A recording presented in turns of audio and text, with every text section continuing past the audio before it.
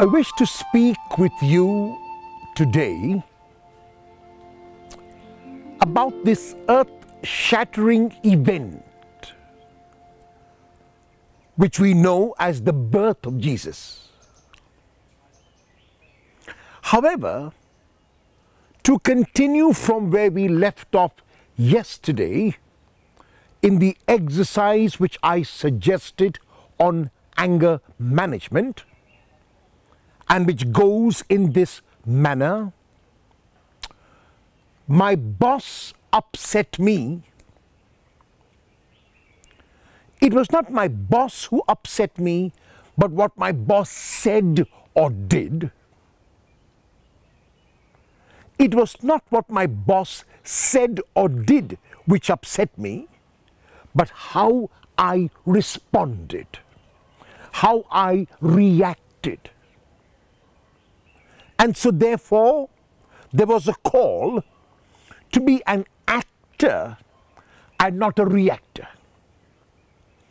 To respond to situations rather than to react to them. And today I'm going to give you, in continuation of this exercise, two very powerful tools suggested by St. Ignatius, in order to ensure that we keep this kind of an attitude constantly. And one of them is known as the general examination of consciousness. Really, if you are faithful to this general examination of consciousness, I do believe that you will be able to make a mini retreat almost every day, and if you do it twice a day, then twice a day. What does the general examination of consciousness consist of? First, it's a thanksgiving to God. A thanksgiving to God because of the fact that I am alive and can thank Him. A thanksgiving to God for the numerous graces and blessings that God keeps showering on me. The fact that I have most of my faculties, the fact that I can talk with you at this time, the fact that you can listen to me and you can look at me and see me. These are all gifts of God. And after I have thanked God sufficiently, then I make an examination not only of my actions from the time I arose in the morning till this moment, but I make an examination of my disposition, of my attitude. How did I wake up this morning? A woman went to see a doctor, and the doctor asked her, "Did you wake up grumpy this morning?" And she said, "No, he was sleeping, so I let him sleep." The woman looks at herself as not grumpy. The husband is grumpy. Now, this is what we often do. So the point is, no, I don't want you to examine the consciousness of your wife or your husband. I want you to examine your own consciousness. So what was your disposition when you awoke this morning? Were you fresh? Or were you tired? Did you sleep well? Or were you disturbed during the night? And if you were disturbed, then what was disturbing you? Why were you unable to have a good night's sleep? After you woke up, what were your thoughts when you were brushing your teeth? When you were getting ready for the day, maybe to go to work, maybe to go to college, maybe to start work in the home? What were the thoughts that were going on in your mind? When you were having your tea or your coffee every morning, What were you thinking about? When you were drinking the tea, was your mind on the drinking, or was your mind on the washing the cup? Were you living in the now? And as you went through your day, how did you respond to different situations? Did you respond to every situation only in a positive way? Was there a negative response that sometimes came in the way?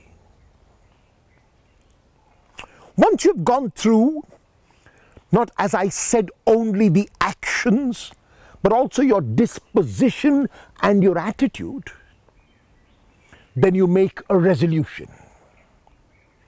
And the resolution is that from the time this examination ends until the time you make your next examination, you're going to constantly watch to enable yourself to have a positive disposition.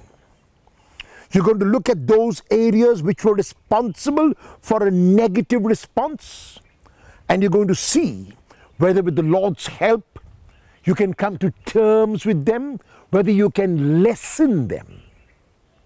So this resolution is with hope in the Lord, because really, by yourself, by myself, we can do nothing. But with the Lord, we can accomplish everything.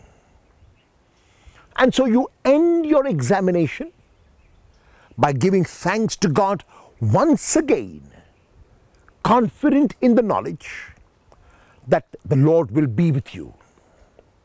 So thanksgiving, examination, resolution, and a thanksgiving again. The second kind of examination of consciousness is what may be called the particular examination.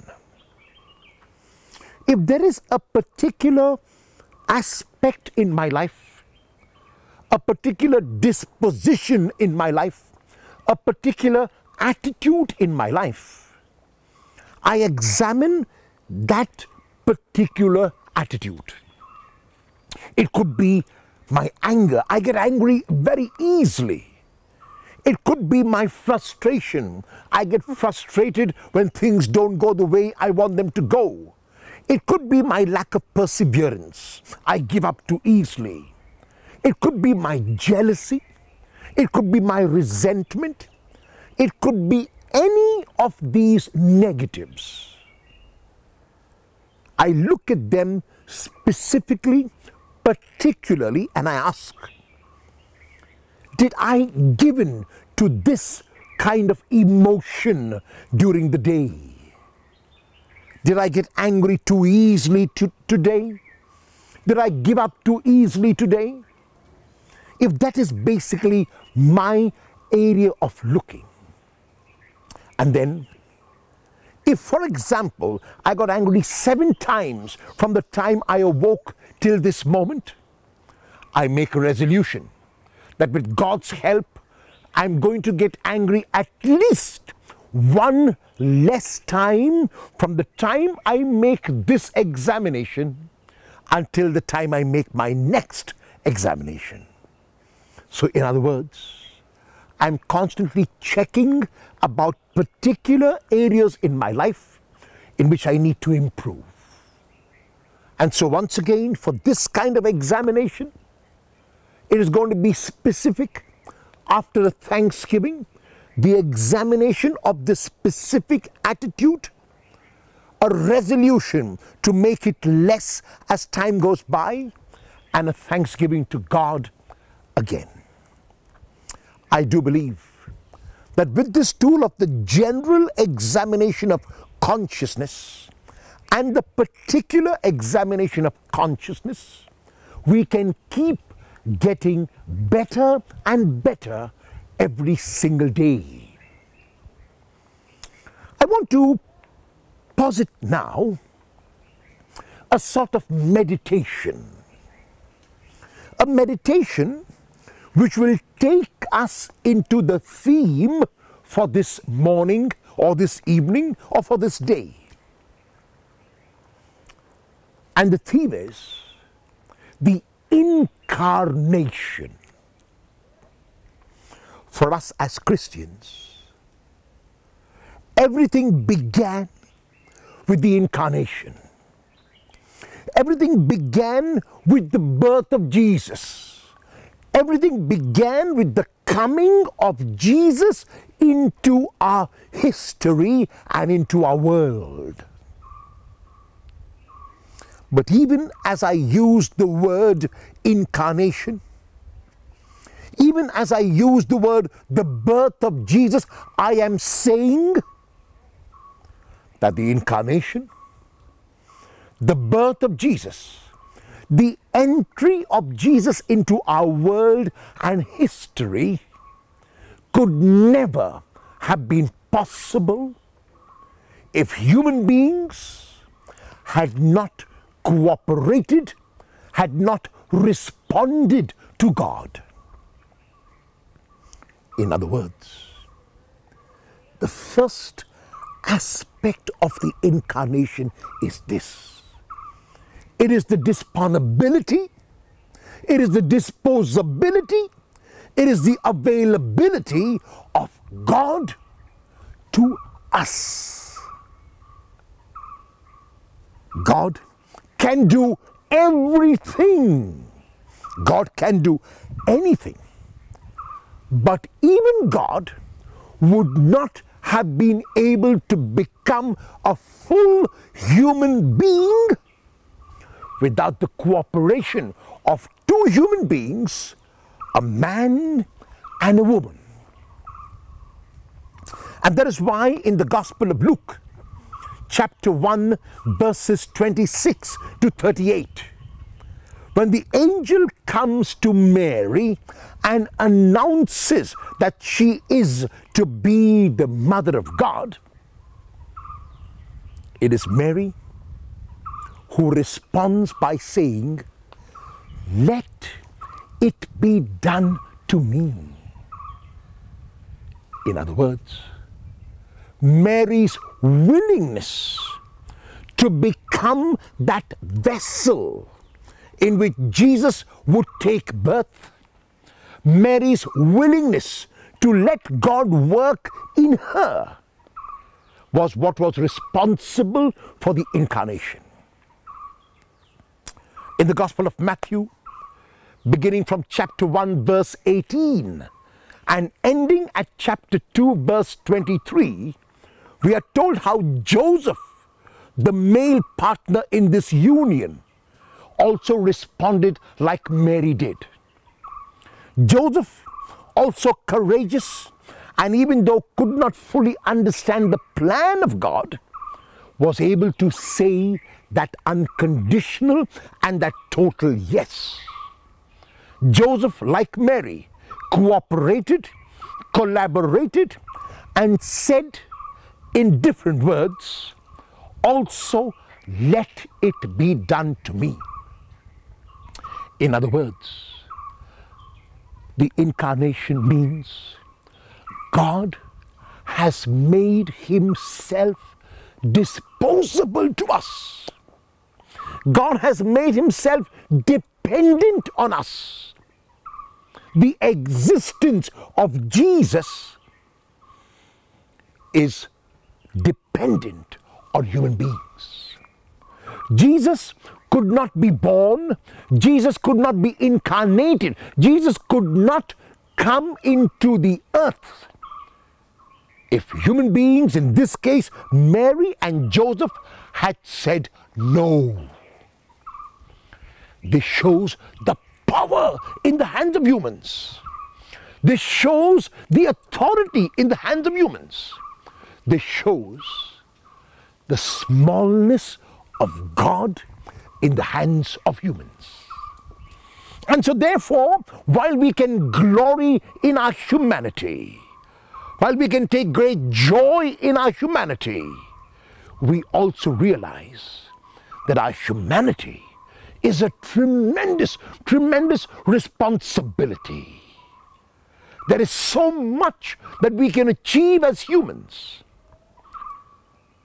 Am I willing, like Mary, like Joseph, to collaborate and cooperate with God? How will I do that today in my present situation? As a wife, as a husband, as an employee, as a child, as a college student, as a school student, how am I going to cooperate with God? What is God calling me to do? And I believe that the first responsibility of a wife and a husband is to be a good husband and wife to each other. The first responsibility of parents is to be good parents to their children. The first responsibility of a child who is in school is to be attentive and focus on what is happening in school, whether it is academics, whether it is sports, whether it is extracurricular activities. In other words, every one of us is called to something specific. And if we do that, like Mary and Joseph did, then we are collaborating with God. Then we are saying, like Mary and Joseph did, let it be done to me, and God can work wonders in us. I hope that as we reflect on these texts which I have suggested, which show us the response of Joseph and Mary, that we too might draw inspiration from them, and through their intercession respond like they did.